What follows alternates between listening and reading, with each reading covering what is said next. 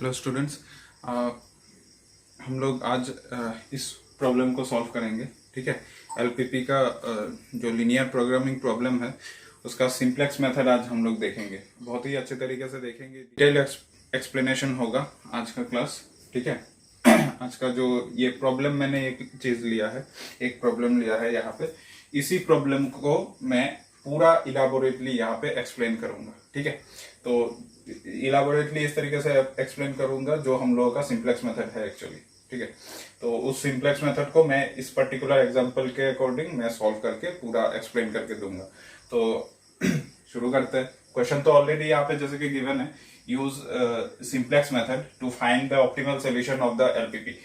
Linear programming problem जो हम लोगों के पास ये गिवन है, maximise z is equal to 4x1 plus 3x2 subject to the constraints 3x1 plus x2 less than or is equal to 15, 3x1 plus 4x2 less than or is equal to 24 और x1, x2 greater than or equal to 0। ये problem हम लोगों के पास given है। इस problem का solution निकालना है किस मेथड से? सिंप्लेक्स मेथड से निकालना है। ठीक है, और ऑप्टिमल सोल्यूशन निकालना है जहां पे ये प्रॉब्लम जो है वो मैक्सिमाइज हो जाए, वो ऑप्टिमल सोल्यूशन है।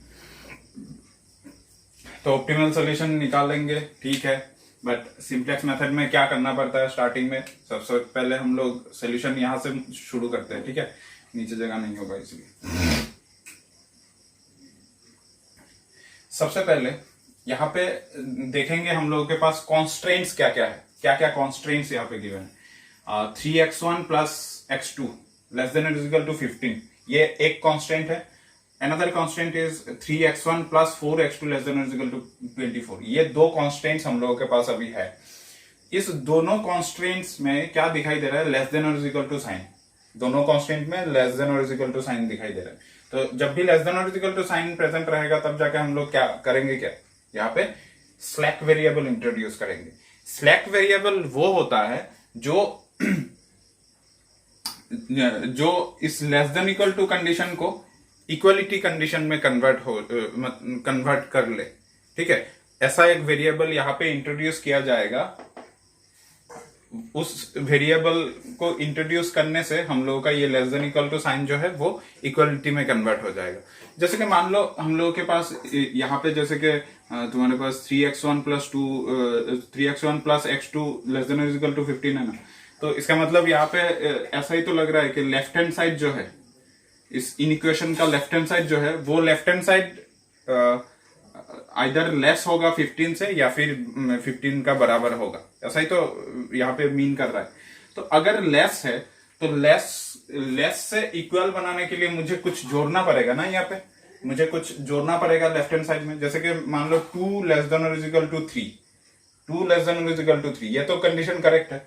अब मैं 2 के साथ ऐसा कुछ डालूंगा ताकि मेरा राइट हैंड साइड यहाँ पे 3 बन जाए, तो 2 के साथ मुझे 1 डालना पड़ेगा। तो मैंने एक वैल्यू यहाँ पे इंट्रोड्यूस किया ना, तो एक वैल्यू इंट्रोड्यूस करने से ही तो हम लोगों का राइट हैंड साइड के बराबर लेफ्ट हैंड साइड बन चुका है अभी। तो वो जो मैंने अनदर वैल्यू इंट्रोड्यूस किया है, उसी तरीके से मैं यहाँ पे अनदर वेरिएबल इंट्रोड्यूस करूंगा ताकि ये दोनों के दोनों ये जो इनइक्वेशन है वो इक्वलिटी में कन्वर्ट हो जाए। ठीक है, तो यहाँ पे जैसे कि मैंने 1 वैल्यू को इंट्रोड्यूस किया था, तो इसी तरीके से यहाँ पे मैं अनदर वेरिएबल को इंट्रोड्यूस करेंगे। उस वेरिएबल का नाम हो जाएगा हम लोगों का स्लैक वेरिएबल। ठीक है, स्लैक वेरिएबल। तो स्लैक वेरिएबल जनरली हम लोगों का जो जब less than equal to sign रहता है, उस less than equal to sign को इक्वलिटी में कन्वर्ट करने के लिए हम लोगों को यहाँ पे एक वेरिएबल की जरूरत पड़ता है। वो वेरिएबल हम लोगों का स्लैक वेरिएबल नाम होता है। ठीक है, तो वही हम लोग यहाँ पे स्लैक वेरिएबल को इंट्रोड्यूस करेंगे, यहाँ पे स्लैक वेरिएबल को इंट्रोड्यूस करेंगे, यहाँ पे भी स्लैक वेरिएबल को इंट्रोड्यूस करेंगे। So introducing slack variables to the slack variables x1 है, x2 है, x3 and x4 to the, दोनों में less than equal to sign है ना, इसलिए दोनों में स्लैक वेरिएबल इंट्रोड्यूस करेंगे। x3 and x4 to the first and second constraints respectively.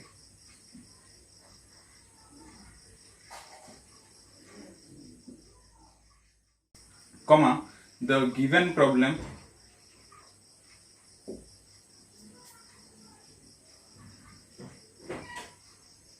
in standard form as, तो हम लोगों के पास जो गिवन प्रॉब्लम है ये स्टैंडर्ड फॉर्म में किस तरीके से चेंज हो जाएगा, हम लोग इस तरीके से लिखेंगे मैक्स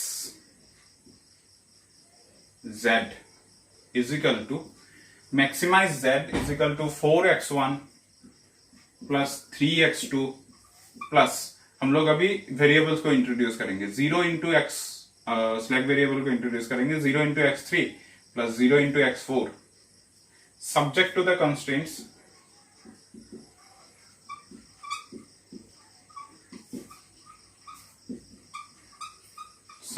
constraints यहाँ पे जो इनइक्वेशंस है वो इक्वलिटी में कन्वर्ट कर लेंगे इसको।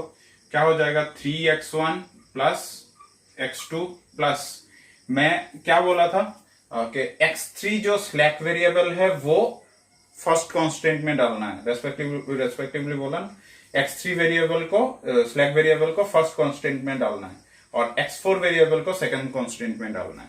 ठीक है, तो ये हम लोगों का x3 हो जाएगा प्लस मैं x4 को सेकंड में, अच्छा इसको ऐसे रहने दो पहले, अभी यहाँ पे 15 और दूसरे इक्वेशन में क्या डालना है 3x1 प्लस 4x2 प्लस मुझे यहाँ पे डालना है x4। ठीक है, मैंने ऐड किया क्योंकि लेफ्ट हैंड साइड छोटा है ना राइट हैंड साइड से, तो मैं जब वैल्यू ऐड करूंगा तभी जाके ना बराबर हो सकता है, तो उसी तरीके से मैंने ऐड किया है। तो ये हो जाएगा हम लोगों का 24।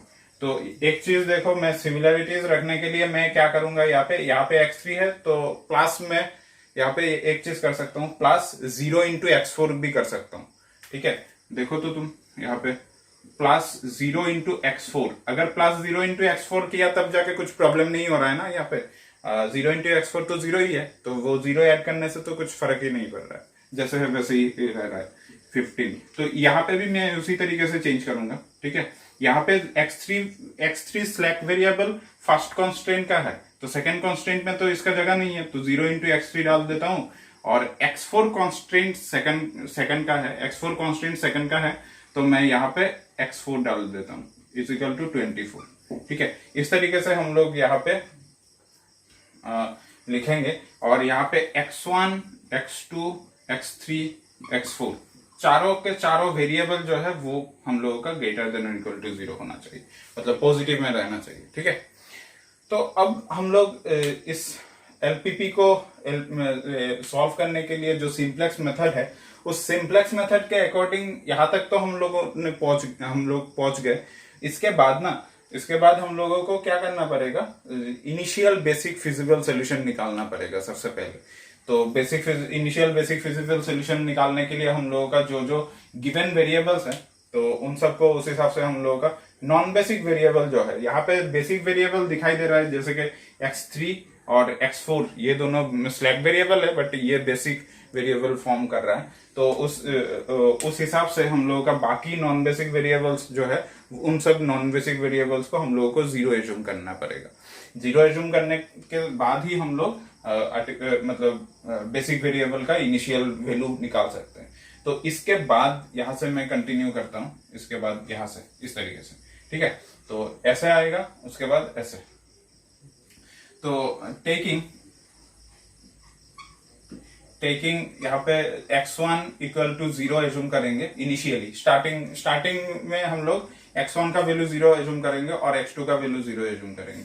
ठीक है, इस तरीके से हम लोग एज्यूम करेंगे जस्ट बिकॉज ऑफ हम लोग जो बेसिक वेरिएबल यहाँ पे फॉर्म होने वाला है।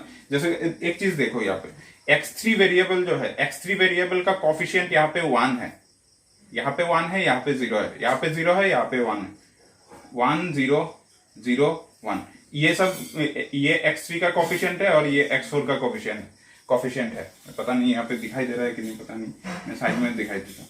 देखो x3 का कोफिशिएंट 1 है, x3 का कोफिशिएंट 1 है और x3 का यहाँ पे कोफिशिएंट 0 है, यहाँ पे x4 का कोफिशिएंट 0 है, यहाँ पे x4 का कोफिशिएंट 1 है। इस तरीके से हम लोगों का ये x3 है और ये x4 है। तो इस तरीके से हम लोगों का देखो अभी ये जो मैट्रिक्स फॉर्म हो रहा है, ये मैट्रिक्स एक्चुअली बेसिक मैट्रिक्स हम लोगों का है, ठीक है, बेसिक मैट्रिक्स है। यहाँ पे कॉलम जो है, ये x3 का जो कॉलम फॉर्म हो रहा है और x4 का जो कॉलम फॉर्म हो रहा है, वो कॉलम है, वो एक्चुअली हम लोगों का बेसिक वेक्टर्स है, बेसिक वेक्टर्स या फिर बेसिस भी बोला जा सकता है। दिस वेक्टर्स फॉर्म से बेसिस। बेसिस क्या होता है, जो हम लोगों का जो वेक्टर, जैसे कि ये कॉलम वेक्टर है ना, तो ये दोनों कॉलम वेक्टर अगर हम लोगों का लीनियरली इंडिपेंडेंट हो, उसके साथ साथ लीनियर स्पान भी हो, दोनों अगर कंडीशन सेटिस्फाई करता है, तब जाके ये दोनों वेक्टर्स को क्या बोला जाएगा, ये दोनों वेक्टर से जो सेट फॉर्म होने वाला है, वो सेट हम लोगों का बेसिस होगा, ठीक है। तो वो सेट तो बेसिस होगा, ठीक है। और वो सेट का जो कॉलम है, वो दोनों कॉलम मिलके हम लोगों को क्या दे रहा है, आइडेंटिटी मैट्रिक्स के जैसा दे रहा है। तो इसी आइडेंटिटी मैट्रिक्स को हम लोग बेसिस मैट्रिक्स भी बोलते हैं। तो बेसिस मैट्रिक्स के अकॉर्डिंग कॉलम जो है वो, ये बेसिक कॉलम वेक्टर, ये भी हम लोगों का बेसिक कॉलम वेक्टर इस तरीके से बोला जाएगा। तो इसी वजह से मैंने बोला था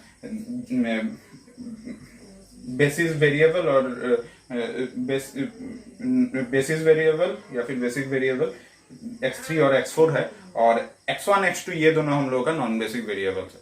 तो वो नॉन बेसिक वेरिएबल्स हम लोग इनिशियली हम लोग बेसिक वेरिएबल का वैल्यूज निकालने के लिए हम लोग नॉन बेसिक वेरिएबल को 0 0 एज्यूम कर देंगे, ठीक है। जहां पे हम लोगों का आइडेंटिटी मैट्रिक्स फॉर्म होने वाला है, वो आइडेंटिटी मैट्रिक्स का कॉलम जो वेरिएबल कंटेन करके रखेगा, उन सब वेरिएबल्स को हम लोग बेसिक वेरिएबल एज्यूम करके रखेंगे, ठीक है। आई थिंक क्लियर हो गया है बेसिक वेरिएबल और नॉन बेसिक वेरिएबल का डिफरेंस, ठीक है।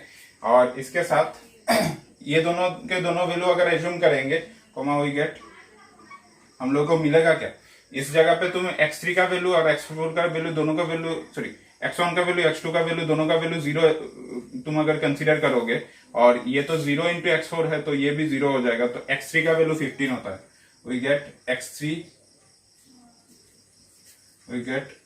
इज इक्वल टू 15, एंड इसमें देखो ये 0, तो ये दोनों गायब, और x4 यहाँ पे है 0 इंटू x3, ये भी गायब, तीनों के तीनों वैल्यू यहाँ से हट जाएगा।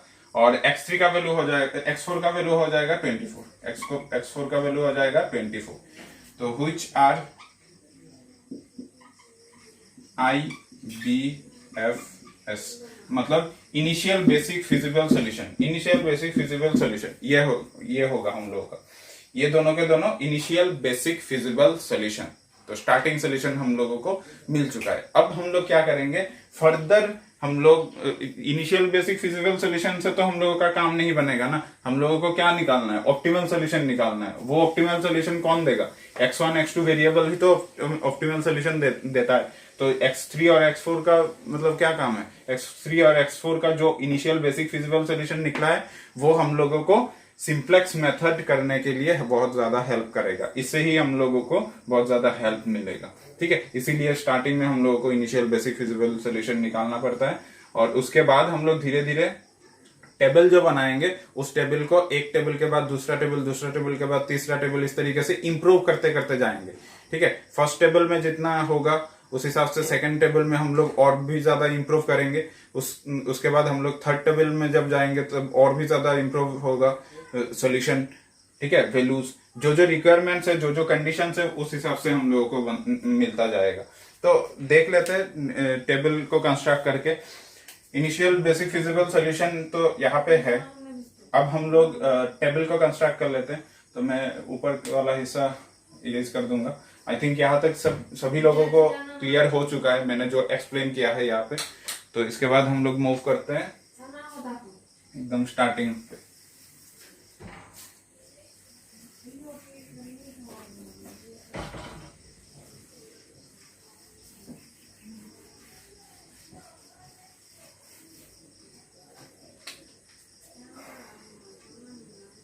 The compact simplex table is given below.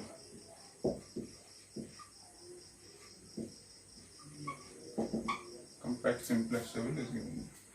तो वो कॉम्पैक्ट सिंप्लेक्स टेबल मतलब जितना भी टेबल फॉर्म होता जाएगा वो कॉम्पैक्ट फॉर्म में रखेंगे हम लोग, अलग अलग से टेबल नहीं बनाएंगे। एक बार बनाया उसके बाद कुछ गैप रख के और एक बार बनाया, ऐसे नहीं, एक ही टेबल को एक्सटेंड करते लेके जाएंगे। ठीक है, तो वो कॉम्पैक्ट सिंप्लेक्स टेबल किस तरीके से फॉर्म होगा वो देख लो। सबसे पहले तो मैं ऐसे लाइन खींच देता हूं, तो यहाँ पे ये सीजे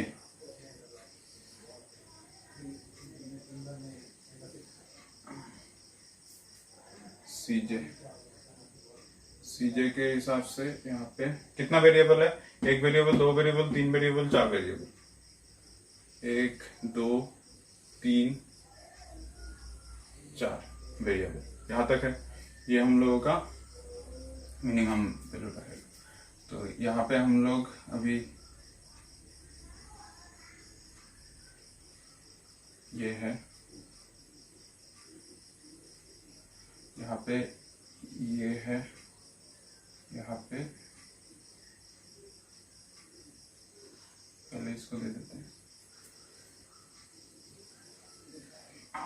इस तरीके से ये।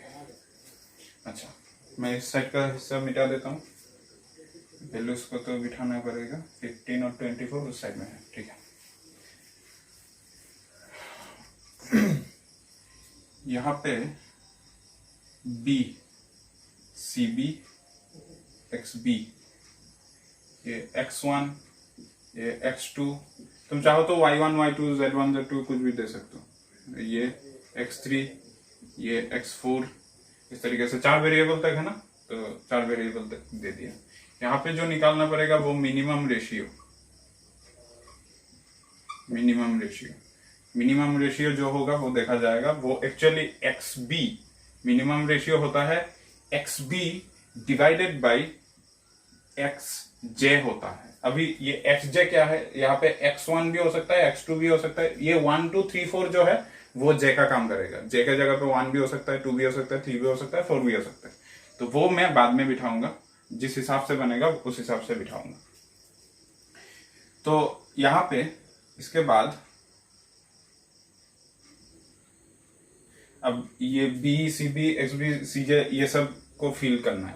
सीजे जो है वो कॉस्ट मतलब कॉस्ट मैट्रिक्स को इन जनरल बोला जाता है। यहाँ पे कॉस्ट मैट्रिक्स के हिसाब से तुम्हारा ये जो कोफिशिएंट रहता है, वेरिएबल का जो कोफिशिएंट रहेगा वो हम लोगों का प्राइस या फिर कॉस्ट ये सब रहता है एक्चुअली। ठीक है, कोई भी हम लोग लीनियर प्रोग्रामिंग प्रॉब्लम अगर फॉर्मुलेशन अगर करेंगे तो फॉर्मुलेशन में क्या देखा जाता है, जैसे कि किसी कंपनी या फिर कुछ भी प्रॉब्लम हो, वहां पे हम लोगों को आइदर प्रॉफिट कितना होगा, तो प्रॉफिट कितना होगा या फिर खर्चा कितना होगा, वो सब हम लोग मैक्सिमाइज या फिर मिनिमाइज करने की कोशिश करते हैं, है कि नहीं।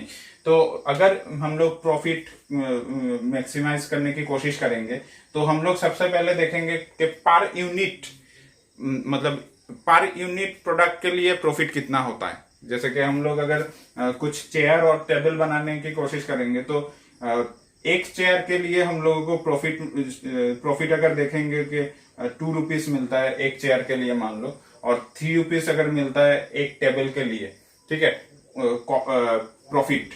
तो 2 रुपीज अगर हम लोगों का चेयर के लिए प्रॉफिट है और 3 रुपीज अगर हम लोगों का टेबल के लिए प्रॉफिट है पर यूनिट के लिए, एक यूनिट के लिए 2 रुपीज और एक यूनिट के लिए 3 रुपीज, इस तरीके से अगर है तो हम लोग टोटल जितना सारा चेयर है उन सब का प्रॉफिट कैसे निकलेगा। 2 इंटू अगर मैं total chair x quantities of chair अगर कंसीडर करूं तो टोटल चेयर का प्रॉफिट कितना हो जाएगा, 2 इंटू एक्स।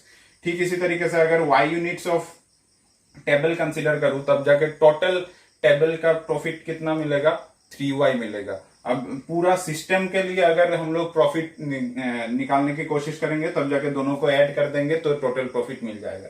तो यहाँ पे मैंने क्या बोला था कि ये जो 2 रुपीज और 3 रुपीज ये सब प्राइस रिलेटेड होगा या फिर जो भी रिक्वायरमेंट है उस हिसाब से बनेगा। तो इसको हम लोग कॉस्ट के हिसाब से कंसिडर करेंगे। तो कॉस्ट के हिसाब से कंसिडर करेंगे तो सी के जगह पे ये सब के सब बैठ जाएगा। तो 4 3 उसके बाद 0 0। तो जो सब वेरिएबल्स है, वेरिएबल्स का कोफिशिएंट जैसे कि x1 वेरिएबल का कोफिशिएंट दिस, x2 वेरिएबल का कोफिशिएंट दिस और x3 वेरिएबल का कोफिशिएंट दिस और x4 वेरिएबल का कोफिशिएंट दिस, इस तरीके से पूरा का पूरा बैठ जाएगा। ठीक है, अब हम लोगों को ये टेबल इस जगह से फुल करना है, फिल करना है। इसका तो काम खत्म, तो इसको थोड़ा सा रब कर देते हैं टेबल बनाने के लिए। ठीक है, अब यहाँ पे बाकी जो जो कॉन्स्टेंट्स है, कोफिशिएंट्स है, वो सब हम लोगों को पुट करना है यहाँ पे। तो इसको मैं थोड़ा सा इधर बंद कर देता हूँ। यहाँ पे एक चीज देखो, सबसे पहले इन सब वेरिएबल का काम खत्म कर देते हैं। 3x1, ठीक है, अभी कांस्टेंट कितना है? 2 कांस्टेंट्स है, this constant and that constant, ये 2 कांस्टेंट है। तो फर्स्ट कांस्टेंट में हम लोगों का कोफिशिएंट, सब कोफिशिएंट्स क्या क्या है? x1 का कोफिशिएंट 3 है तो मैं x1 के नीचे बिठा दूंगा 3। x2 का कोफिशिएंट 1 है तो x2 के नीचे में बिठा दूंगा 1। x3 के कोफिशिएंट 1 है तो मैं यहाँ पे बिठा दूंगा 1। x4 के कोफिशिएंट 0 है तो मैं यहाँ पे 0 बिठा दूंगा। ठीक इसी तरीके से 3 4 0 1, तो यहाँ पे फिर से 3 4 0 1 रेस्पेक्टिवली बैठ जाएगा। तो यहाँ पे मैं इस टेबल को एंडिंग करूंगा और भी कुछ है उसको बाद में देता हूं। अच्छा, थोड़ी देर पहले हम लोगों ने क्या निकाला था? अच्छा, एक चीज याद रखना है, ये हम लोगों ने क्या बोला था? बेसिक कॉलम वेक्टर बोला था ना, तो इसको बेसिक कॉलम वेक्टर के हिसाब से बीटा 1 और इसको बेसिक कॉलम वेक्टर के हिसाब से बीटा 2 जैसे एज्यूम करके रख दो। ठीक है, अब यही बेसिक जो कॉलम वेक्टर जो है ना वो शिफ्ट होता जाएगा। कहां पे कैसे शिफ्ट होगा वो तो टेबल के ऑपरेशन के हिसाब से ही तो वो पता चलेगा बाद में फाइनली। ठीक है, तो इस जगह पे अब हम लोगों का XB जो होता है वो एक्चुअली हम लोगों ने थोड़ी देर पहले निकाला था ना, इनिशियल बेसिक फिजिबल सोल्यूशन निकाला था ना, IBFS, वो सब वैल्यूज एक्चुअली हम लोगों का XB है। तो XB का फर्स्ट वैल्यू कितना निकला था? x3 का value, initial basic feasible solution. तो इनिशियल बेसिक फिजिबल सोल्यूशन में बेसिक कॉलम वेक्टर कौन सा था? x3 और x4 था। तो that means basic column vectors में बेसिक हम लोगों का कौन सा था? x3 था, वो था बीटा 1 और x4 था, वो था बीटा 2। ठीक है, इस तरीके से वो दोनों था। क्लियर हुआ?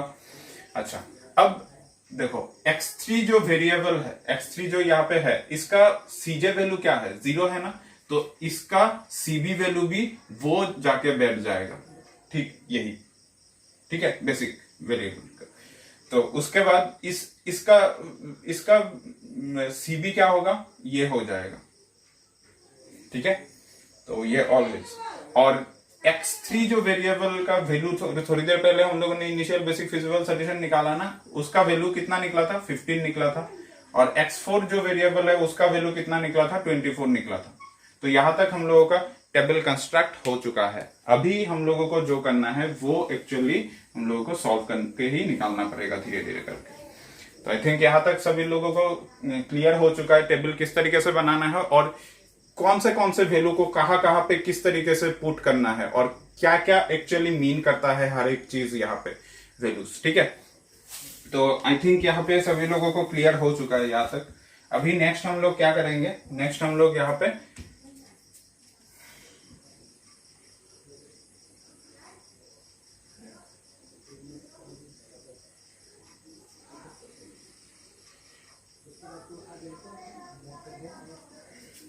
इसको ऐसे एक्सटेंड करते हैं। अभी के लिए ऐसे यहां तक रखते हैं। ठीक है, अच्छा, यहां पे मुझे ना z निकालना पड़ेगा। z निकालना पड़ेगा। वो z क्या होता है जो हम लोग एक्चुअली सभी लोगों को पता होगा, जब हम लोग ग्राफिकल मेथड सॉल्व किए थे ना, एलपीपी को ग्राफिकल मेथड में सॉल्व किए थे ना, एलपीपी को जब ग्राफिकल मेथड में हम लोगों ने सॉल्व किए थे, तब जाके हम लोगों ने क्या निकाला था कि z का वैल्यू ही तो निकाला था, उसके अकॉर्डिंग ऑप्टिमल सोल्यूशन, या फिर ऑप्टिमल सोल्यूशन निकाला था। ऑप्टिमल सोल्यूशन के मतलब z का वैल्यू निकालने के बाद ही तो पता चलता है कि ऑप्टिमल सोल्यूशन वहां पे क्या प्रेजेंट है। मैक्सिमाइज मिनिमाइज के ऊपर ही तो डिपेंड करता है ऑप्टिमल सोल्यूशन। तो उस हिसाब से हम लोगों को यहाँ पे z का वैल्यू भी तो निकालना है। तो z का वैल्यू कैसे निकलता है? z का वैल्यू का निकालने का फॉर्मूला होगा CBXB। CBXB मतलब दिस इंटू दैट। तो दिस इंटू दैट एक्चुअली ये कॉलम के जैसा ही तो दिखाई दे रहा है। तो कॉलम के जैसा दिखाई दे रहा है, एक्चुअली मल्टीप्लीकेशन में एक को रो और दूसरे को कॉलम के जैसा कंसीडर करना पड़ेगा। तो हम लोग जब कंसीडर करेंगे तो this into this plus this into this ऐसे करेंगे। तो 0 इंटू 15 प्लस 0 इंटू 24, इस तरीके से जितना भी ये बड़ा होता जाएगा करस्पॉन्डिंग वैल्यू को जस्ट मल्टीप्लाई करके बीच में साइन प्लस देना है। तो 0 into 15 0 plus 0 into 24 0, that means answer 0 फिर से ये। और यहाँ पे जो फिल करना है वो हम लोगों का डेल्टा जे, ठीक है, ये हम लोगों का डेल्टा जे वैल्यू है।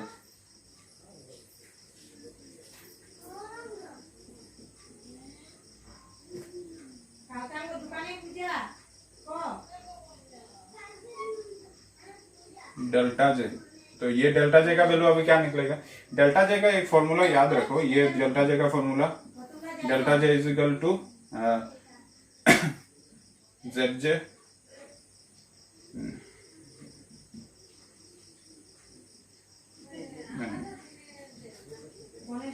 CJ माइनस ZJ, इस तरीके से CJ माइनस ZJ वो करना है। तो CJ माइनस ZJ मतलब CJ माइनस CJ तो ये होगा हम लोगों का, CJ तो C1 C2 C3 C4 value, ठीक है। तो CJ minus CB into XJ, तो CB इंटू XJ, उस हिसाब से XJ तुम्हारा जब J का वैल्यू 1 होगा तो उस हिसाब से हर एक का value delta 1 C1 minus Z1, तो C1 minus CB into X1, इस तरीके से वैल्यूज मिलता जाएगा। तो उस हिसाब से इस जगह पे मैं वैल्यू निकाल के दिखाता हूँ। हालांकि फर्स्ट जो टेबल बनता है ना, फर्स्ट टेबल में उतना ज्यादा कैलकुलेशन नहीं करना पड़ता है, डायरेक्टली इसका वैल्यू हम लोग बोल सकते हैं। इसका वैल्यू जो CJ है ना, फर्स्ट टेबल जो कंस्ट्रक्ट किया गया है, इस फर्स्ट टेबल में CJ का जो वैल्यू है वो ही डायरेक्टली यहाँ पे बैठ जाता है और कुछ करना नहीं पड़ता है, डायरेक्टली बैठ जाता है। तो फिर भी मैं दिखा देता हूँ किस तरीके से बनता है। जैसे कि डेल्टा 1, मैं अगर डेल्टा 1 पुट करूंगा तो डेल्टा 1 के हिसाब से ये C1 माइनस Z1, मैं Z1 नहीं दूंगा, डायरेक्टली मैं इसको ही दे देता हूँ CB X1। तो CB X1, अब तुम देखो डेल्टा 1 का C1 का वैल्यू कितना है? C1 का वैल्यू 4 है, minus CB into X1, 0 into 3 कितना होता है? 0, और 0 इंटू 3 कितना होता है? 0, 0 प्लस 0, तो फाइनली इसका रिजल्ट 4 हो जाएगा। तो यहाँ पे 4 हो जाएगा। ठीक इसी तरीके से डेल्टा 2 का वैल्यू जो है वो C2 माइनस CB X2 हो जाएगा। तो C2 माइनस CB X2 इस तरीके से बनेगा। CB कितना है? C2 कितना है? 3 है, और CB इंटू X2। तो 0 से तुम वही तो बोला जा रहा था कि यहाँ पे एग्जैक्टली जो सब वैल्यू था वो सब बैठ जाएगा, क्योंकि CB का वैल्यू ही हम लोगों का 0 0 है। तो 0 से तुम जो भी मल्टीप्लाई करोगे तो वो तो वैल्यू 0 ही आएगा, फाइनली तुम्हारा फर्स्ट वैल्यू ही रहेगा। तो इस हिसाब से तुम्हारा ये वैल्यू 3 होगा, और यहाँ पे 0 है, उसके बाद 0 माइनस 0 इंटू दिस, तो अल्टीमेटली यहाँ पे 0, तो डेल्टा 3 का वैल्यू 0 हो जाएगा, और इसका वैल्यू भी हम लोगों का फाइनली 0 हो जाएगा। हालांकि यहाँ पे और भी एक ट्रिक है, तुम जब भी बेसिक वेक्टर जहाँ पे दिखेगा, बेसिक कॉलम वेक्टर, जैसे कि आइडेंटिटी वाला जहाँ पे कॉलम दिखेगा 1 0 0 1 1 0 0 0 0 1, इस तरीके से जहाँ पे दिखेगा उसका डेल्टा जे वैल्यू ऑलवेज 0 0 ही होगा। तुम कैलकुलेट करके भी देख सकते हो, ठीक है। तो यहाँ तक तो जैसे कि हम लोगों ने लिख लिया, तो लिखने के बाद ये जो फॉर्मूला है ना, इसको याद रखना है। अभी के टेबल में तो इजीली निकल गया, नेक्स्ट टेबल में उतना ज्यादा इजीली नहीं निकलेगा, हम लोगों को निकालना पड़ेगा, ठीक ढंग से निकालना पड़ेगा, ठीक है। तो इसको मैं अभी के लिए मिटा देता हूँ। तो अब यहाँ पे फर्स्ट टेबल तो लगभग हम लोगों का कंप्लीट हो चुका है फर्स्ट टेबल। तो इस फर्स्ट टेबल कंप्लीट होने के साथ साथ हम लोग अभी क्या करेंगे, क्या यहाँ पे नेक्स्ट टेबल में मूव करने के लिए हम लोग का कैसे मूव करेंगे, यहाँ पे ऑप्टिमलिटी टेस्ट करना मतलब क्या करना है। ऑप्टिमलिटी टेस्ट मतलब हम लोगों को यहाँ पे जो डेल्टा जे जो वैल्यू है, डेल्टा जे का value less than equal to 0 या फिर डेल्टा जे का वैल्यू लेस देन 0 हम लोगों का होना चाहिए। तो वो non basic variable basic variable के ऊपर डिपेंड करेगा, वो बाद में हम लोग देखेंगे। बट ये लेस देन इक्वल टू और लेस देन 0 में जब जाके कंप्लीट हो जाएगा डेल्टा जे का वैल्यू सब जगह पे, या फिर less than equal to 0 maximum ही देखा जाता है। तो उस हिसाब से हम लोगों का जब भी ये कंडीशन फुलफिल कर लेता है, ये कंडीशन जब भी फुलफिल कर लेता है, इसको छोड़ो, ये कंडीशन जब फुलफिल कर लेता है, वो एक्चुअली नॉन बेसिक वेरिएबल के लिए भी बोला जा सकता है। ये जब कंडीशन फुलफिल कर लेगा ऑल डेल्टा जेस आर लेस देन और इक्वल टू 0, तब जाके हम लोग का टेबल कंस्ट्रक्शन खत्म हो जाएगा।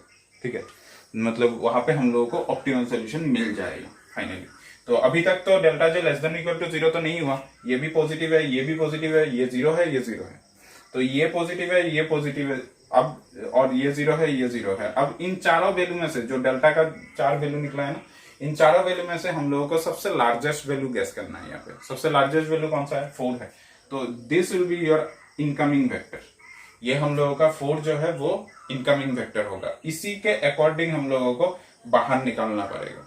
ठीक है, इसमें तो पहले जाएंगे, अभी हम लोग मिनिमम रेशियो भी निकालेंगे, उसके बाद हम लोग बाहर जाएंगे धीरे धीरे। तो ये तो हम लोग का इनकमिंग वेक्टर है, और फॉर्मूला यहाँ पे क्या था, इनकमिंग वेक्टर जो होगा वो हम लोगों का x1 इस तरीके से काम करेगा। ठीक है, इनकमिंग वेक्टर जो है x1, ये लार्जेस्ट वैल्यू है ना, तो लार्जेस्ट वैल्यू के लिए ये हम लोगों का इनकमिंग वेक्टर है। वो इनकमिंग वेक्टर के हिसाब से हम लोगों का यहाँ पे 3 वैल्यू और यहाँ पे 3 वैल्यू के अकॉर्डिंग x1 जो वेरिएबल है वो उस वेरिएबल को x भी डिवाइडेड बाई x1 करना पड़ेगा। अगर ये होता तो मैं लिखता x2 ऐसे लिखता। ठीक है, तो अब देखो तो यहाँ पे फॉर्मूला क्या था, x भी डिवाइडेड बाई x1, तो this divided by this 15 divided by 3 कितना होता है, 5 होता है, और 24 डिवाइडेड बाई 3 कितना होता है, 8 होता है। तो ये मिनिमम हम लोग का आउटगोइंग वेक्टर। हम लोग ऐसे घुसे और ऐसे निकल गए, ऐसे घुसे ऐसे निकल गए, उसका मतलब हम लोग कहां पे जाके मीट करके निकले, हम लोग यहाँ पे जाके यहां से निकले। तो ये हम लोगों का पाइवोट एलिमेंट जो या फिर की एलिमेंट बोल सकते हैं, जो एलिमेंट हम लोगों को नेक्स्ट टेबल बनाने के लिए हेल्प करेगा। बहुत ही ज्यादा इंपॉर्टेंट एलिमेंट है ये। तो अगर ये होता तो मैं ऐसे जाता, ऐसे निकलता। अगर ये मिनिमम वैल्यू होता तो ये बन जाता हम लोगों का की एलिमेंट। ठीक है, तो आई थिंक सभी लोगों को यहां तक क्लियर हो चुका है। अब इसके ऊपर बेस करके हम लोग नेक्स्ट टेबल में कैसे जाएंगे वो देख लेते हैं। इसके ऊपर बेस करके ना हम लोग नेक्स्ट टेबल में जो जाएंगे वो एक्चुअली हम लोगों का यहाँ पे जगह होगा कि नीचे, तो इसको हम लोग क्या करेंगे, नेक्स्ट टेबल में मूव करने के लिए टेबल पूरा का पूरा इसको ही कंटिन्यू करते रहेंगे हम लोग ऐसे। मैं इसको थोड़ा सा छोटा बना देता हूँ, हाँ थोड़ा सा क्लमजी बना देता हूँ ताकि पूरा जगह हो जाए यहाँ पे, तुम लोग एक ही टेबल में यहाँ पे देख पाओ।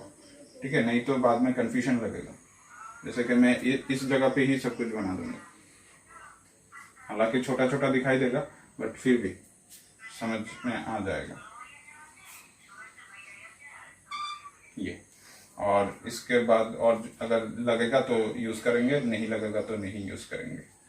यहाँ तक ये है, यहाँ तक ये है, यहाँ तक ये है, ये है, ये है। तो फिर से मिनिमम रेशियो निकालना पड़ेगा, तो x भी डिवाइडेड बाई यहाँ पे x रख देता हूँ, सफिक्स में बाद में दूंगा। अच्छा, अब हम लोगों का इनकमिंग वेक्टर आएगा ना, उसके हिसाब से वो हम लोगों का देखो की एलिमेंट क्या है, की एलिमेंट यहाँ पे क्या है, 3 की एलिमेंट है। तो इसके अकॉर्डिंग वेरिएबल कौन सा है, x1 वेरिएबल है। वो x1 इस 3 के पोजीशन के हिसाब से यहाँ पे शिफ्ट हो जाएगा।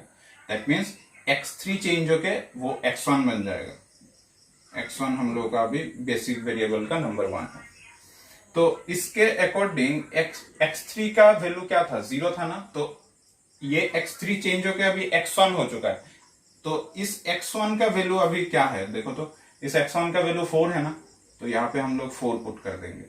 उसके बाद अब क्या करना है, बाकी ये जो x2 जो है, सॉरी x4 जो है, इसके लिए तो कोई की एलिमेंट ऐसा नहीं था, जस्ट एक ही की एलिमेंट है, तो इसके लिए जैसे है वैसे ही रहेगा। ये x4 रहेगा, ये हम लोग का बीटा 2 था, और मतलब बेसिक वेरिएबल नंबर 2, और ये हम लोग का 0 ही था, तो उस हिसाब से रहने दो। अब इस 3 को ना नेक्स्ट टेबल पे मैंने बोला था ना, इसके अकॉर्डिंग ही मुझे नेक्स्ट टेबल में चलना है। तो इसको अकॉर्डिंग अगर नेक्स्ट टेबल में चलना है तो कैसे जाना है, इस 3 को 1 बनाना है, मतलब इस 3 को 1 बनाएंगे और इस 3 को 0 बनाएंगे। तो इसका मतलब यहाँ पे 1 0 ऐसे आना चाहिए, कॉलम वेक्टर, मतलब आइडेंटिटी मैट्रिक्स का कॉलम वेक्टर आना चाहिए। ठीक है, तो इसको 1 बनाने के लिए मैं इस xb से लेके x4 तक सबको ना इस 3 से डिवाइड करूंगा। तो मैं इसको रो 1 कंसीडर करूंगा, रो 1 चेंजेस टू 1/3 इंटू रो 1, इस तरीके से। तो पूरे को अगर मैं 3 से डिवाइड कर दूं तो ये बन जाएगा 5, ये बन जाएगा 5, ये बन जाएगा 1, ये बन जाएगा 1/3, ये बन जाएगा 1/3, ये बन जाएगा 0। और अब इस 3 को, ये जो 3 है, इस 3 को मुझे 0 बनाना है किसके साथ, मतलब किसका हेल्प लेके, इसका हेल्प लेके 0 बनाना है। तो मैं लिखूंगा क्या, रो 2 चेंजेस टू, मतलब पहले टेबल का रो 2 चेंजेस टू, पहले टेबल का रो 2 माइनस सेकेंड टेबल का रो 1, इसके साथ 3 मल्टीप्लाई करूं तो देखो, पहले टेबल में क्या था, 3 था, वो चेंज होके अभी मुझे क्या बनाना है, 0 बनाना है, ध्यान में रखना। तो 3 पहले टेबल का, देखो पहले टेबल का 3, तो पहले टेबल का 3, इस पहले टेबल के 3 को चेंज करके मुझे 0 लाना है। तो पहले टेबल का 3 तो मैंने बिठा दिया, अब मुझे 0 बनाने के लिए मुझे 3 माइनस करना पड़ेगा, 3 माइनस करना पड़ेगा, तभी जाकर ना 3 0 पे जाके चेंज होगा। तो इसको 3 बनाने के लिए मैं इसको 3 इंटू 1 भी तो बोल सकता हूं ना, 3 इंटू 1 भी तो बोल सकता हूं। वो 3 इंटू 1 बोलने से किस तरीके से काम में आएगा, फर्स्ट रो के साथ मैंने कनेक्ट कर दिया, नेक्स्ट टेबल के फर्स्ट रो के साथ मैंने कनेक्ट कर दिया। तो उस हिसाब से हम लोगों का ये रो, मतलब 1 तो है, तो ये एक्चुअली 3 मतलब रो 2 था, और ये row 2 changes to row 2 minus 3 into row 1, इस तरीके से चेंज हो गया। ठीक है, तो ऑलरेडी ऑपरेशन लिख दिया, तो मैं इसको आई थिंक क्लियर हो चुका है ऑपरेशन। तो 3 changes to 3 minus 3 into row 1, इसका वैल्यू तो 0 होगा, 0 ही तो बनाया था। 24 चेंजेस टू 24 माइनस 3 इंटू 5, तो 15, 24 माइनस 15 कितना होता है, 9 होगा। 4 माइनस 3 इंटू दिस, तो 4 माइनस 1 कितना होता है, 3 होता है। 0 minus 3 into this, 0 minus 3 into this, तो ये माइनस का 1 हो जाएगा, और 1 माइनस 3 इंटू दिस, तो ये भी 1 हो जाएगा। तो अभी देखो तो ये हम लोगों का आइडेंटिटी मैट्रिक्स का एक कॉलम है, ये हम लोगों का आइडेंटिटी मैट्रिक्स का एक कॉलम है। तो अभी बेसिक वेरिएबल कौन सा बन चुका है, x1 बेसिक वेरिएबल बन चुका है, और x4 बेसिक वेरिएबल बन चुका है कि नहीं। तो यहाँ पे हम लोगों को z का वैल्यू निकालना है, cb xb, इसका वैल्यू क्या होगा, 4 इंटू 5 20 प्लस 0 इंटू 9 0, तो 20 वैल्यू आ जाएगा, और यहाँ पे डेल्टा जे। अब पूरा का पूरा ये सब डेल्टा जे वैल्यू निकालना पड़ेगा। जब भी तुम्हें आइडेंटिटी मैट्रिक्स का कॉलम दिखाई देगा जहां पे, वहां पे ऑलवेज 0 0 बनेगा। कैसे देख लो, 4 माइनस क्या करना पड़ता है, डेल्टा 1 का वैल्यू एक बार दिखा देता हूं। डेल्टा 1 का वैल्यू हम लोगों को C1 माइनस कितना मिलेगा, C1 minus CB into x1, तो C1 minus CB into x1, C1 कितना था, 4 था, CB into x1, this into this plus this into this, तो 4 इंटू 1, तो 4 ही तो बनेगा, प्लस 0 इंटू 0 मतलब 0, तो अल्टीमेटली 4 माइनस 4 अल्टीमेटली 0। तो यहाँ पे वैल्यू 0 है, बाकी सब वैल्यूज निकालना पड़ेगा तुम्हें। अभी 2 के लिए तुम चेक करके देख लो, डेल्टा 2 का वैल्यू क्या निकलेगा, ये 2C2 हो जाएगा और ये भी 2 हो जाएगा। C2 का वैल्यू कितना था, 3 था, और CB X2, तो CB कौन सा है, CB हम लोगों का ये है, और X2 कौन सा है, X2 हम लोगों का ये है। तो 4 इंटू 1/3, तो 4/3, 3 3 जा 9 माइनस 4 कितना होता है, 5/3, तो ये वैल्यू बन जाएगा 5/3। ठीक है, तो 0 इंटू 3 तो हम लोगों को 0 मिल जाएगा, 4/3, 9 माइनस 4 5/3। अच्छा, उसके बाद हम लोगों को यहाँ पे मिलेगा C3 के लिए, सॉरी डेल्टा 3 के लिए हम लोगों को वैल्यू क्या मिलेगा, ये डेल्टा 3 पोजीशन है, डेल्टा 3 के लिए हम लोगों को यहाँ पे 3 लिखना पड़ेगा। तो इस हिसाब से मैं अगर यहाँ पे डालू 0 डेल्टा 3 के लिए C3 वैल्यू हम लोगों का क्या है, 0 है, और CB इंटू X3 मतलब this into this plus this into this. तो ये 0 का तो बात ही छोड़ो, क्योंकि 0 इंटू -1 ये तो वेनिश ही हो जाएगा। 4 इंटू 1/3, तो ये 1/3 हो जाएगा, 0 माइनस 4/3 हो जाएगा सर। तो ये माइनस का 4/3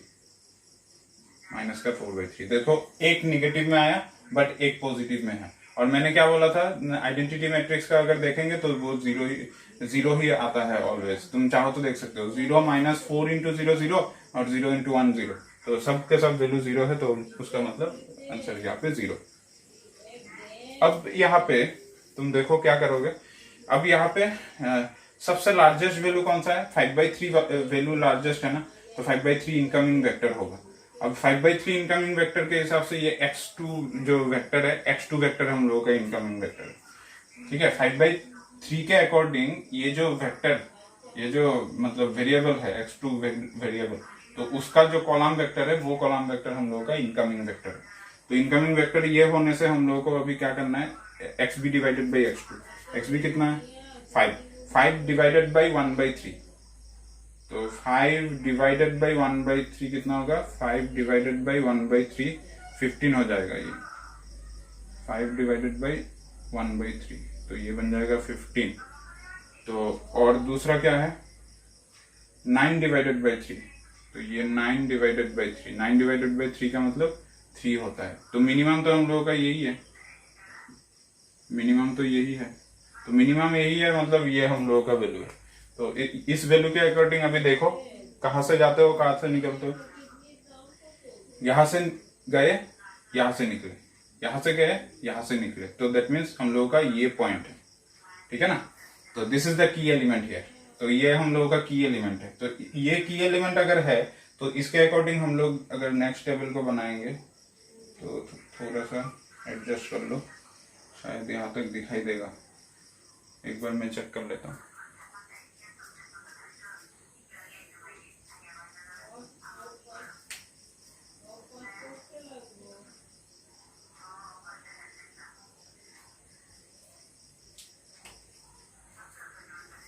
इस तरफ शायद दिखाई नहीं देगा, तो मैं इसको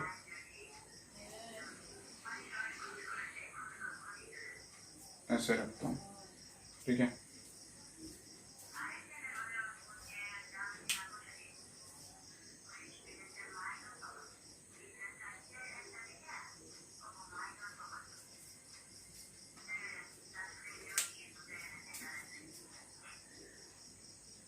अच्छा यहाँ पे देख लो क्या होगा, ये हम लोगों का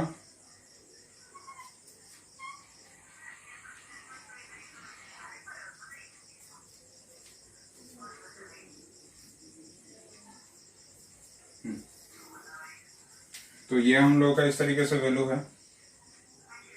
ऐसे ऐसे आएगा इस तरीके से। ठीक है, अब यहाँ पे एक चीज देखो कि हम लोग यहाँ पे तो z तो लिखेंगे ही, z CB XB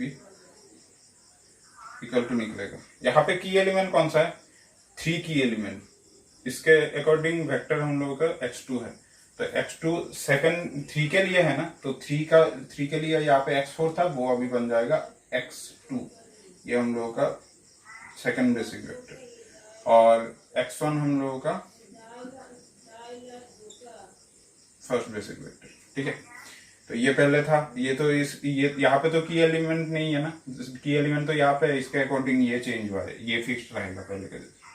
तो यहाँ पे 4 है और इसके अकॉर्डिंग, अच्छा ये तो यहाँ पे 4 है और यहाँ पे हम लोग इसके ऊपर बेस करके, जैसे कि की एलिमेंट यहाँ पे 3 है तो इसका कॉलम वेक्टर हम लोगों का x2 है, तो x2 का वो वैल्यू कितना है, 3 है। तो इसके हिसाब से हम लोगों को 3 वैल्यू मिल चुका है। अब हम लोगों को क्या करना है, यहाँ पे रो 2 मतलब हम लोगों को, जैसे कि मुझे इस 3 को हम लोगों को क्या बनाना है, 1 बनाना है। तो इस 3 को 1 बनाने की कोशिश करेंगे तो इस 3 को 3 से डिवाइड करने से मिलेगा 1।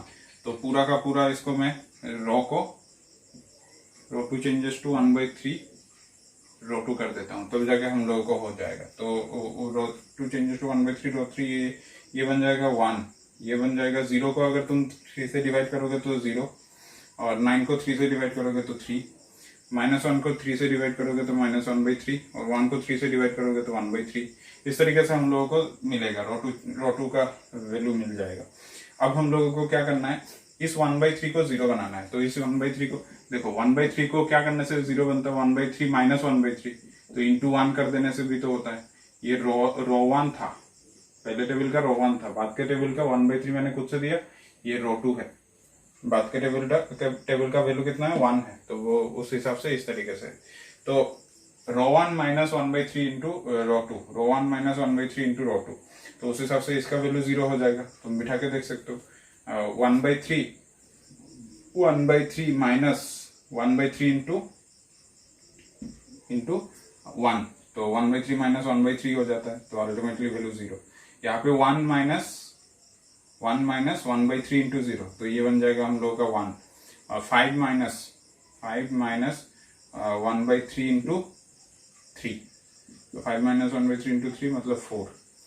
ठीक है, 5 माइनस 1 हो जाता है 4, और इधर 1/3 माइनस 1/3 माइनस, ऑपरेशन को यहाँ पे लिख देते हैं, row 1 changes to row 1 minus 1/3 into row 2, इस तरीके से ऑपरेशन बन रहा है।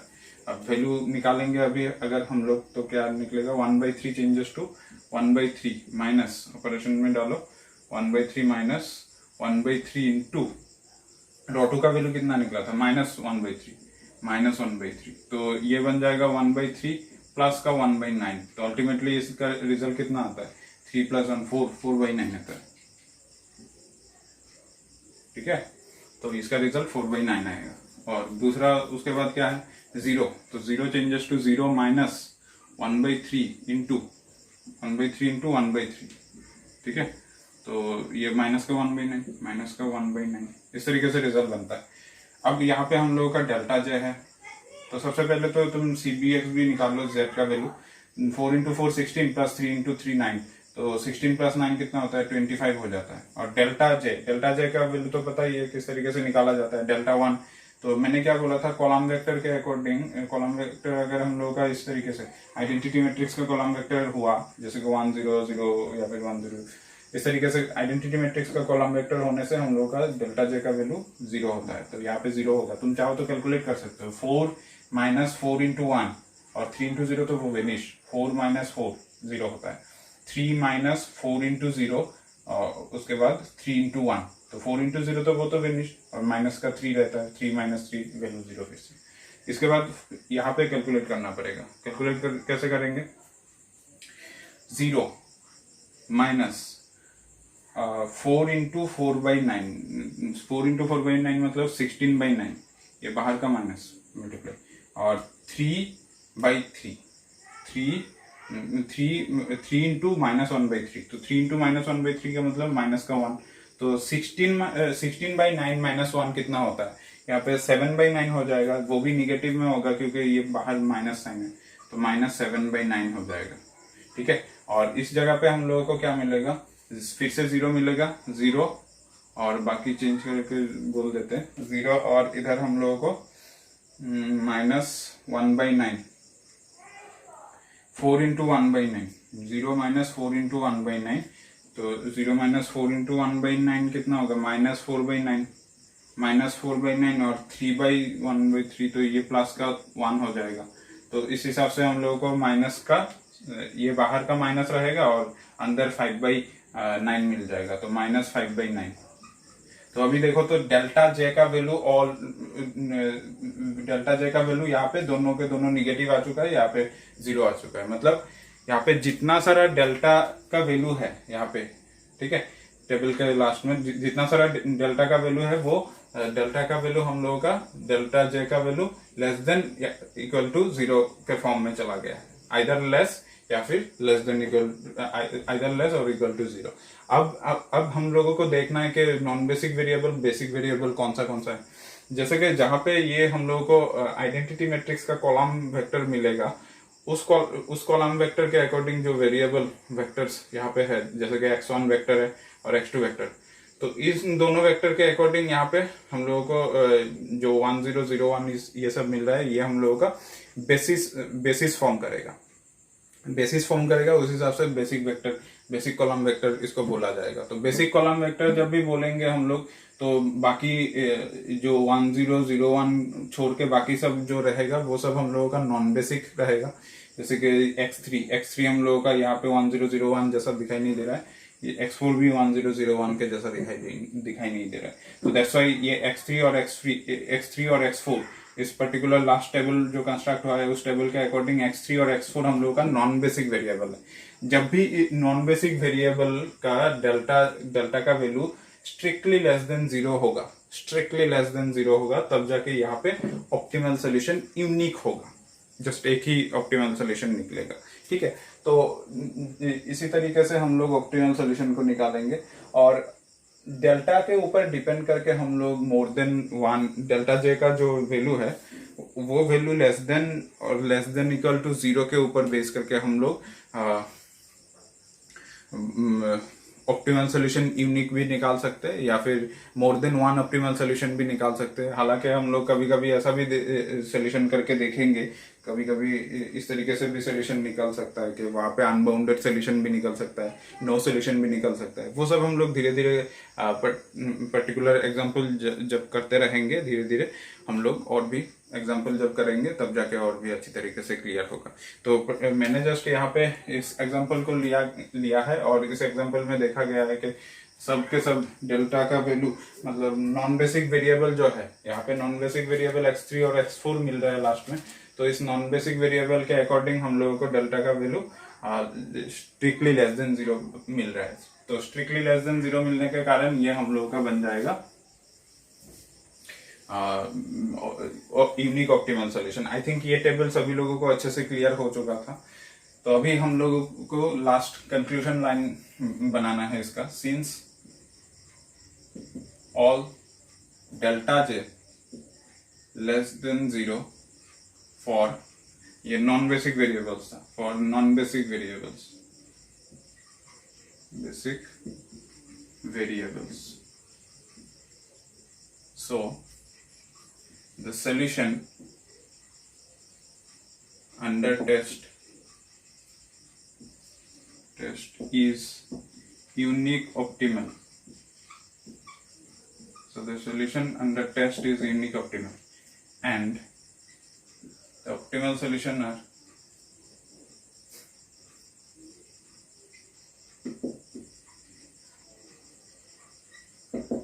Optimal solutions are. अच्छा, ऑप्टिमल सॉल्यूशन अभी कैसे निकालना है, क्या देखना है, किस जगह पे? देखो, जब भी हम लोग ग्राफिकल मेथड सॉल्व करते थे ना, तो ग्राफिकल मेथड में तो ऐसा दिखाई देता था कि जहां पे z प्रॉब्लम जिस तरीके से बोलेगा, प्रॉब्लम अगर मैक्सिमाइजेशन प्रॉब्लम बोला तो उस हिसाब से देखना है, प्रॉब्लम अगर मिनिमाइजेशन प्रॉब्लम बोला तो उस हिसाब से देखना है। तो यहाँ पे जैसे कि मैक्सिमाइजेशन प्रॉब्लम बोला, तो मैक्सिमाइजेशन प्रॉब्लम में क्या होता है, हम लोग अगर देखेंगे कि जिस पॉइंट पे x1 x2 variable values, x1 और x2 वेरिएबल का जो वैल्यूज निकलेगा, वो सब वैल्यूज कौन सा वैल्यू z को मैक्सिमम बनाता है, ठीक है। कौन सा वैल्यू z को मैक्सिमम बनाता है, वो मैक्सिमम वैल्यू के अकॉर्डिंग हम लोगों को जो x1 और x2 का वैल्यू मिलेगा वो सब ऑप्टिमल सोल्यूशन बनता है। ये तो हम लोग जानते हैं, ग्राफिकल मेथड में तो हम लोगों ने सॉल्व किए थे। तो वो ऑप्टिमल सोल्यूशन यहाँ पे क्या बनेगा, देखो अभी बेसिक वेरिएबल कौन सा बन चुका है, b1 का वैल्यू x1, तो x1 का सोल्यूशन हम लोगों को देना चाहिए। x1 का सोल्यूशन हम लोगों को, ये x भी था ना, तो बेसिक वेरिएबल का सोल्यूशन, तो बेसिक वेरिएबल अभी x1 बन चुका है, तो उसका सोल्यूशन अभी हम लोगों का पास 4 है। एंड बेसिक वेरिएबल x2 बन चुका है ना, तो उसका xb वैल्यू मतलब बेसिक वेरिएबल का सोल्यूशन वो हम लोगों को क्या मिल चुका है, 3, तो x2 का वैल्यू 3 and the maximum value of z is equal to कितना है, 25 निकल गया ना, तो पर्टिकुलरली इसके अकॉर्डिंग ही 25 निकला है। तो इस तरीके से हम लोगों को जो यहाँ तक हम लोगों को सोल्यूशन मिल जाएगा, और इसी तरीके से हम लोग सिंप्लेक्स मेथड को सॉल्व करेंगे। ठीक है, यहाँ पे मैंने जो डेल्टा के वैल्यू को बोला है, वो उस डेल्टा के वैल्यू के ऊपर बेस करके, डेल्टा लेस देन 0 होगा, लेस देन 0 होगा, या फिर मतलब लेस देन इक्वल टू 0 होगा, या फिर क्या होगा, उसके ऊपर बेस करके बहुत कुछ डिपेंड करता है, पूरा का पूरा ये चीज डिपेंड करता है। जब भी टेबल कहाँ पे जाके खत्म करना है, टेबल एक्चुअली जब हम लोग डेल्टा का वैल्यू, डेल्टा जे का वैल्यू जब लेस देन इक्वल टू 0 या फिर स्ट्रिक्टली लेस देन 0 या फिर इक्वल टू 0, इस तरीके से जब टेबल के एंडिंग में आ जाता है, तब जाके हम लोग नेक्स्ट टेबल और नहीं बनाएंगे। ठीक है, जब डेल्टा का वैल्यू पॉजिटिव में रहेगा, मतलब ग्रेटर देन 0 में रहेगा, तब तक हम लोगों को टेबल कंस्ट्रक्ट करते जाना है। हालांकि किसी जगह पे किसी टेबल कुछ टेबल रिपीट भी हो सकता है, वो टेबल रिपीट होने से हम लोग वहां पे अलग सा कंक्लूजन देंगे। ठीक है, तो जैसे कि अनबाउंडेड सोल्यूशन भी हो सकता है, कुछ भी हो सकता है, वो हम लोग धीरे धीरे डिफरेंट एग्जांपल्स जब करेंगे, वेराइटीज एग्जांपल जब करेंगे, तब जाके हम लोग को और भी अच्छी तरीके से क्लियर हो जाएगा। तो मैंने जो सिंप्लेक्स मेथड जो मैंने आज डिस्क्राइब किया है, मतलब डिस्क्राइब क्या बोल रहा हूँ मैं, सिंप्लेक्स मेथड जो आज मैंने एक्सप्लेन किया है, वो शायद सभी लोगों को बहुत अच्छी तरीके से क्लियर हो गया होगा, और बहुत ही अच्छी तरीके से समझ में भी आया होगा शायद।